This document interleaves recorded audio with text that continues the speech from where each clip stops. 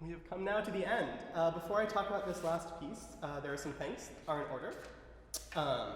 To Sean Fay and the South Pasadena Public Library for letting us use their beautiful community room.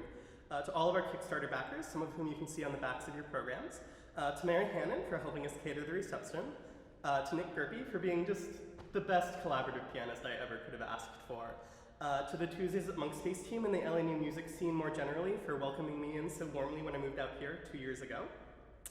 And to all of you for listening today. I'm going off to NYU Tisch in the fall and I'm not going to have a lot of time to practice bassoon, so this is the last solo recital I'm giving definitely for the next 2 years, maybe for the rest of my life. And I can't tell you how much it means to be able to share it with such a wonderful group of people. So thanks. So this last piece was the first real solo piece that I ever worked on as a wee baby bassoonist, and it'll always have a very special place in my heart. William Hurlstone is probably not a name that's familiar to many of you. He was an English composer near the end of the 19th century, who studied with Charles Villiers Stanford. Charles Villiers Stanford taught Gustav Holst and Ralph Vaughan Williams, and he was sort of the Nadia Boulanger of the English Romantic school of composition. And in Stanford's own estimation, Hurlstone was his most promising student.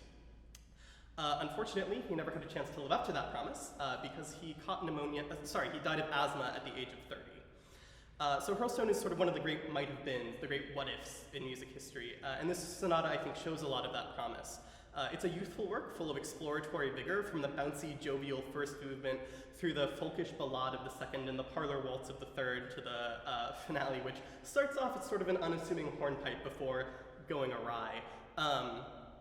And side note, one of the themes in the first movement sounds an awful lot like the theme song to the US version of The Office, which I'm pretty sure is a coincidence, but Rainn Wilson, who plays Dwight Schrute, does play the bassoon, so just saying.